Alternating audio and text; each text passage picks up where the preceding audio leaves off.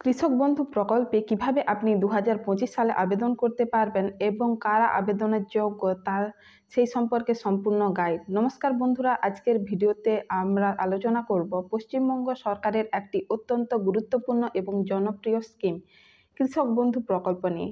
এই প্রকল্পের মাধ্যমে রাজ্যের লক্ষ লক্ষ কৃষক আজ উপকৃত হচ্ছেন। কিন্তু কবে শুরু হলো এই প্রকল্প, কিভাবে আবেদন করতে হয়, কাদের জন্য প্রযোজ্য, সব প্রশ্নের উত্তর পাবেন আজকের ভিডিওটিতে। তাই ভিডিওটিকে একদম স্কিপ করবেন না।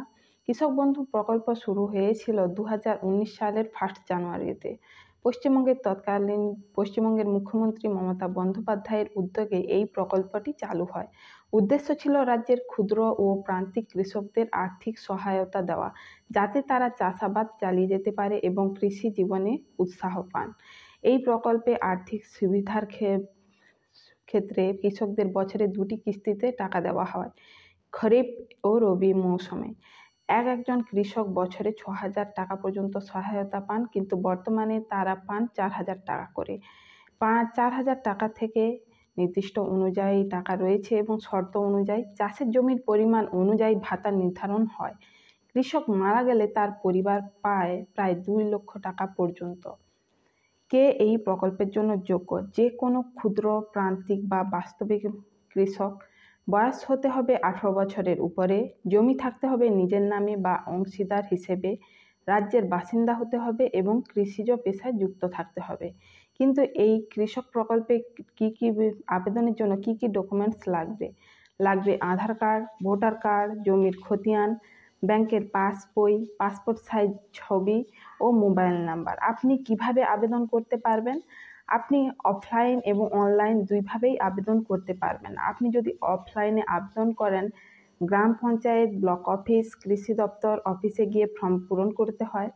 অফিসার ফর্ম যাচাই করে ডেটা আপলোড করেন। আর আপনি যদি অনলাইনে আবেদন করতে চান, কেবলমাত্র যখন অনলাইনে আবেদন করার জন্য অপশন থাকে তখনই আবেদন করতে পারবেন এবং সরকারি পোর্টাল কৃষকবন্ধু.net গিয়ে আপনি আবেদন করতে পারবেন। লগ ইন করে আবেদনকারীর নাম, আধার, জমির তথ্য, ব্যাংক ডিটেলস দিতে হবে।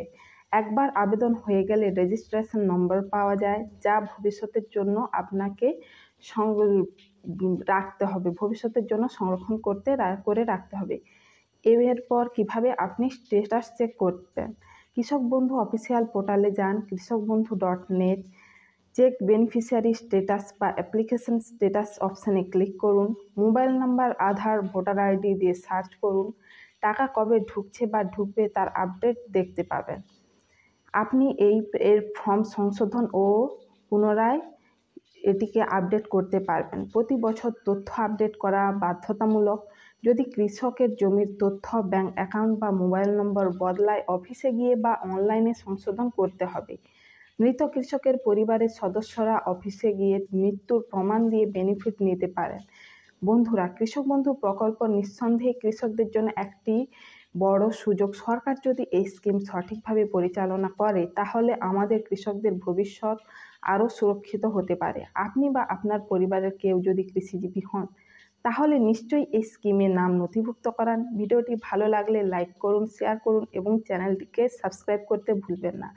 দেখা হবে পরের ভিডিওটিতে।